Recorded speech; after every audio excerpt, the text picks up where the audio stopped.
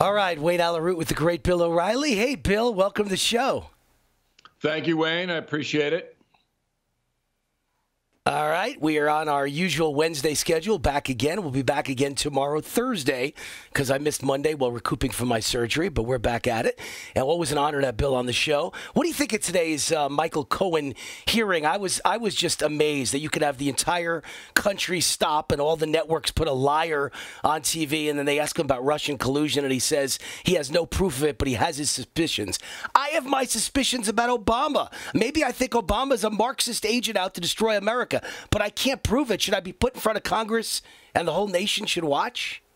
Well, I don't think this was much consequence. It was a diversion from the Trump-North Korean meeting in Hanoi. The networks do this kind of thing. They'll get a couple of nights out of it on the hate Trump networks. But if you know about Cohen, and you know about what's happening there, there was one very telling moment. As you know, Wayne, I'm writing a book called The United States of Trump, How the President Really Sees America. It's a history book.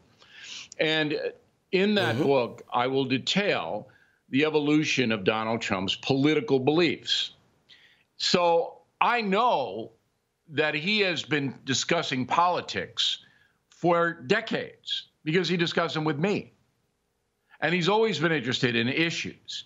So to have Cohen get up there under oath and tell Congress that, you know, Trump really didn't care about the country or improving things. He just wanted to do this as a marketing venture so he could make more money. So you hear that, and a person like me goes, well, that's a lie. And why should I believe anything else a man says? And so that's where I am. And I don't think the folks care about it either. Well, Cohen said Trump didn't tell him to lie directly to Congress in his last testimony, but he implied it. And Trump says Cohen's lying now to get a shorter sentence. I certainly believe that. What's your advice to our viewers who don't know who to believe at this point? I don't know if there's anybody who's objective that thinks Michael Cohen is telling the truth. I don't know of anyone. And I know a lot of people who don't like President Trump, but I don't know anyone who thinks that Michael Cohen is a guy who's speaking candidly. So I would just say to everybody, ignore this and wait till the Mueller report comes out. Maybe next week we'll know, because that'll be much, much more serious than this. And you already applied it a moment ago, but I want to dig more into your comment. I think this is 100%. I mean, I don't even think I have to think. I know it's 100% a distraction while Trump's in Vietnam negotiating with Kim on North Korea nuclear disarmament. It's trying to embarrass Trump at the exact moment he could make a major breakthrough that changes world peace. So am I right? Is my guess right that this was timed specifically for that purpose? Yes, I'm not going to argue with that.